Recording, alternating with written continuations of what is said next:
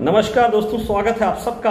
आज स्वागत कर रहा हूं अपने ज्योतिष के इस खास कार्यक्रम धर्मधुरी में। धर्मधुरी के माध्यम से उन चीजों पर आज हम फोकस करने वाले हैं जो आपके जीवन में नितांत आवश्यक हैं। आप लाइफ में एक घर के अंदर माता होती हैं, पिता होते हैं, दादा दादी होते हैं, संतान होती हैं। इन सभी विषयों के बीच में, इन सभी के साथ में हम सबका रहना होता है। पिता ने पढ़ाई के लिए अपने बहुत सारे धन, बहुत सारे अर्थ को पुत्र के पीछे लगा दिया, पुत्री के पीछे लगा दिया। अब यह सबसे जरूरी चीज है कि पिता और पुत्र के बीच के क्या संबंध होंगे, क्या कैसा रहेगा पिता और पुत्र के बीच का। सभी संतान, सभी बच्चे, मानस में साफ साफ लिखा हुआ है कि सभी बच्चे एक ही पिता के एक समान नहीं हो सकते हैं। सबके गुण, धर्म, नियम अलग होंगे। उसी प्रकार से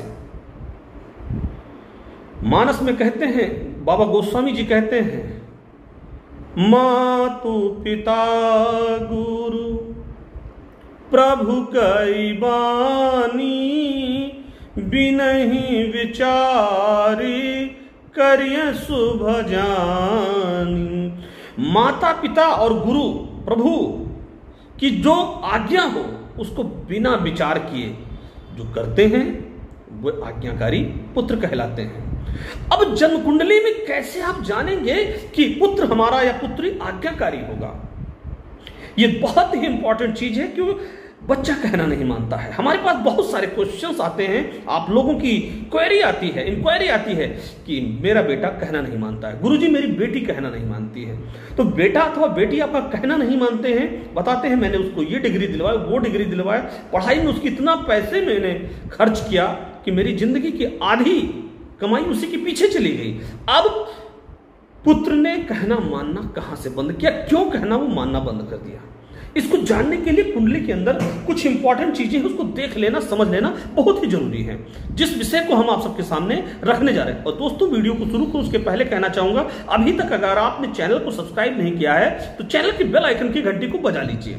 अब मैं एक इंपॉर्टेंट टॉपिक के साथ आगे बढ़ रहा हूं, लेकिन अभी वीडियो को स्किप मत कीजिएगा, लगातार आप बने रहिएगा। पिता और पुत्र के बीच में क्यों कम्युनिकेशन गैप आ रहा है, किन प्लैनेट की वजह से डिस्प्यूट आ रहा है, इन चीजों को जानिए। और 2 से 3 इंपॉर्टेंट चीज बताऊंगा, उसको जान लेंगे, आप समझ जाएंगे। और कैसे उसका सोल्यूशन क्या है। समस्या को जान लेना अलग बात है, लेकिन समस्या का निदान कर लेना एक अलग बात है। तो हम शुरू करते हैं। जन्म कुंडली के अंदर हम कुंडली के 5वें भाव को देखेंगे, पंचम भाव के स्वामी को देखेंगे। और पंचम भाव, स्वामी और कारक, 3 चीजों को देखेंगे। यदि पंचमेश नीच का होकर के बैठा है, या 6ठे, 8वें, 12वें में चला गया है, या पंचमेश कंबस्ट हो गया है, वक्री हो गया है, नीच का होकर अस्त हो गया है, इन किसी भी कंडीशन में यदि 5th हाउस का लॉर्ड है तो पिता पुत्र के बीच के संबंध में कुछ ना कुछ डिस्प्यूट रहने वाले हैं। वो पुत्र आज्ञाकारी नहीं होता है। इसलिए मैंने पहले आज्ञाकारिता पर बता दिया है कि माता पिता और गुरु, ये इनके वचन को आज्ञा मान करके करना चाहिए। ये मानस में बाबा तुलसी ने लिखा है। उसी प्रकार से वैदिक एस्ट्रोलॉजी में पराशर मुनि जी ने कहा है कि जब पंचम भाव का स्वामी पंचमेश नीच का, अस्त का, कंबस्ट और वक्री हो जाए, रेट्रोग्रेड हो जाए, डिविलेटेड हो जाए, या किसी प्लेनेट के साथ कंबस्ट हो जाए, या शत्रु राशि में जाकर के उसकी प्लेनेट की प्लेसमेंट हो जाए, तो पिता पुत्र के बीच के संबंधों में कहीं ना कहीं दिक्कत प्रबल आने वाली है। बिल्कुल निश्चित बात है, इसमें कोई इफ बट नहीं है। ये एक बात ये मैंने बता दिया। इसी के पैरेलल अब दूसरा चलिए, पिता भाव का स्वामी देखेंगे। पिता को साउथ इंडिया में 9वें भाव से देखते हैं और नॉर्थ इंडिया में 10वें भाव से देखते हैं। और मैं भी पर्सनली आपको बताना चाहूंगा 9th हाउस से बढ़िया रिजल्ट निकलता है पिता के विषय में।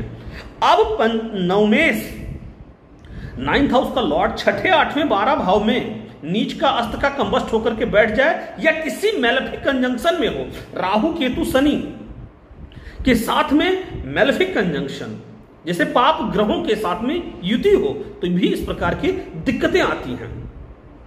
अब इसका सोल्यूशन क्या है दोस्तों? सोल्यूशन तक आप जाइएगा मत, कहीं बने रहिएगा हमारे साथ वीडियो में।